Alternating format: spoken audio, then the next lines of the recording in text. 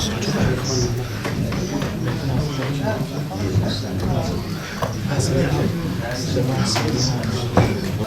الله الرحمن الرحيم.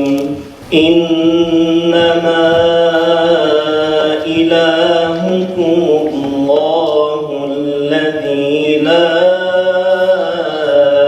إله إلا هو وسع كل شيء علما كذلك نقص عليك من أنباء ما قد سبق وقد آتيناك من لدنا ذكرا. Yusuf kardeşimin vefatı hepimizi derinden müteessir etti. Yıldız'a benzetti alimlerimiz. Yusuf kardeşi gerçekten hem 20. yüzyılda hem 21. yüzyılda çok nadir rastlanan bir alim tipolojisi ortaya koyuyordu. Hemen her alanda aslında İslam'ın o derinliğini, Müslümanın izzetini, vakarını temsil edebilecek bir duruşa sahipti.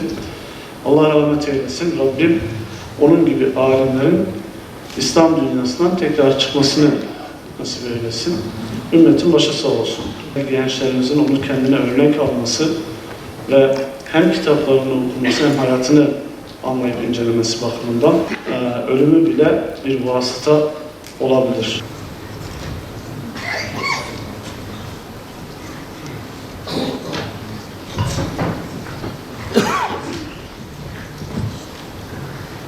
Bismillahirrahmanirrahim. في هذه الجامعة جامعة ماردين ونبدأ إن شاء الله. الحمد لله والصلاة والسلام على سيدنا رسول الله صلى الله عليه وعلى آله وصحبه.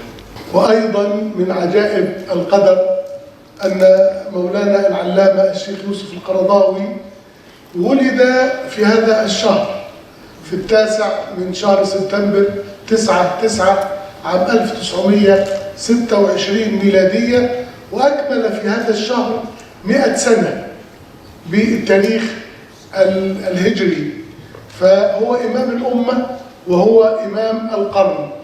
وآخر كتاب خرج من مؤلفات الشيخ وهو في هذا السن قبل 10 أيام من الآن، أكمل به الشيخ 200 كتاب، وجمعت هذه الكتب فأصبحت الآن في موسوعة القرضاوي في 100 مجلد.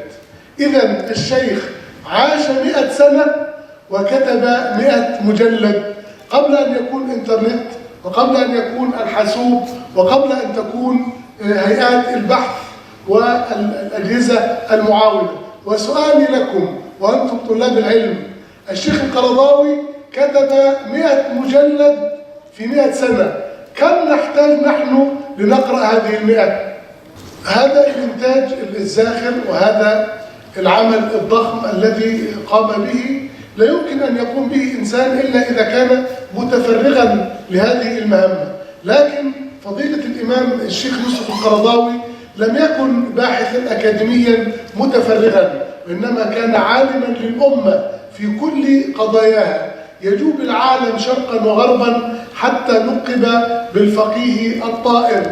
ولا تجد حادثة من حوادث الأمة أو ثورة من ثورات الشعوب إلا وهو في المقدمة، فهو الذي وقف علانية ضد جزار الشام بشار الأسد حتى حكم عليه الأسد بالإعدام، وهو الذي وقف ضد القذافي في ليبيا، وهو الذي وقف مع ثورة مصر، وهو الذي وقف مع اليمن. وفي كل حادثة اجتماعية تجد الشيخ القرضاوي موجودا فيها.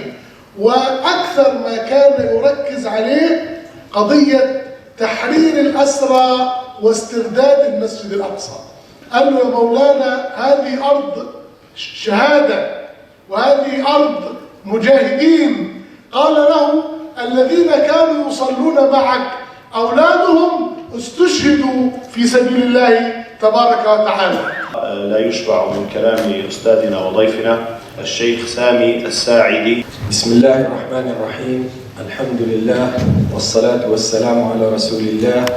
إخواننا المرابطون في الأقصى وإلى صباح هذا اليوم يواجهون الاقتحامات من جنود الاحتلال، والتي تطورت تطورا خطيرا، والتي أصبح يتجرأ فيها جنود الاحتلال أن يدخلوا ويدنسوا بيت الله تعالى المسجد الأقصى ويقيموا فيه تعبداتهم وصلواتهم. نحن جميعا فرحنا ونفرح لانتصارات إخواننا المرابطين في بيت المقدس، ولكن قد لا نتصور المعاناة التي يعانونها، وقد لا نشعر بضخامة الواجب والعبء الملقى على أكتافنا جميعا. لا بد أن نجلس ونفكر ونتشاور ونتباحث كيف نقوم بالجهد الذي يقيم هؤلاء المرابطين حتى لا ينكسروا لا قدر الله، لأن في انكسار هؤلاء الفتية والنساء والأطفال والشيوخ والذين رأيناهم من مختلف الأعمار والفئات، إن انكسارهم لا قدر الله هو انكسار لنا جميعا. وإننا في هذه المرحلة الخطيرة التي نرى فيها امتداد العدو المحتل ليس عسكريا فقط في تلك البقعة الطاهرة، وإنما سياسيا واقتصاديا وحتى اجتماعيا وأخلاقيا في كثير من بلدان عالمنا العربي والإسلامي. دكتور سعيد اللافي. إنها القدس يا سادة، إنها القدس يا سادة رافعة خافضة، إنها القدس يا سادة. أخطأ غير عامد من قال أن فيها نساء وأطفالا وشيوخا ورجالا، إنما فيها كل من فيها هم رجال، أبناء رجال وأحفاد رجال. من رأيناه من الأخوات ومن النساء اللواتي وقفن بوجه الصهاينة هن رجال خير من آلاف ممن يسمون ذكورا لا رجالا. حينما تذكر فلسطين والمسجد الأقصى ينسى كل منا آلامه ومآسيه. نحن نعلم أننا في العراق ما احتل العراق إلا لأجل أن يسيطر على فلسطين، فتدمير العراق جزء أساسي من احتلال أرض فلسطين، وتدمير مصر واليمن وسوريا وليبيا وإشاعة الفوضى الخلاقة في المجتمعات العربية هو جزء من مخطط اليهود والصهاينة أن دولة إسرائيل من الفرات إلى النيل. يا قدس لا ترهقيني إنني دنف أهواك والذي جلت عطاياه. فلسطين هي بوصلة هذه الأمة، هي فخرها وعزها. إذا أردت أن تعرف عز الأمة من ذلها فانظر إلى المسجد الأقصى.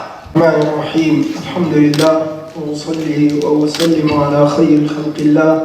الكلمة الأولى بأن اجتماعنا هذا الآن أصحاب الفضيلة من مصر ومن ليبيا من العراق ومن فلسطين، وجئتكم من السودان، والآن هذا اللقاء في جامعة ماردين بترحيب من إخواننا الأتراك يدل على أننا معشر المسلمين أمة واحدة، قبلتنا واحدة، ربنا واحد، نبينا واحد، كتابنا واحد، والحلال والحرام عندنا في الجملة واحد، وإن هذه أمة واحدة وأنا ربكم فاتقون. نرجو كما كانت تركيا فيما مضى تمثل جامعة لشتات المسلمين وموحدة لقواها، فكذلك نرجو أن تكون في المستقبل، وما ذلك على الله بعزيز، وأن يكون فيكم عالم الذرة والفيزيائي والكيميائي والرياضي وغير ذلك مما ينفع الله به البلاد والعباد من أجل أن تنهض تركيا وينهض المسلمون معها. دكتور نواف تكروري.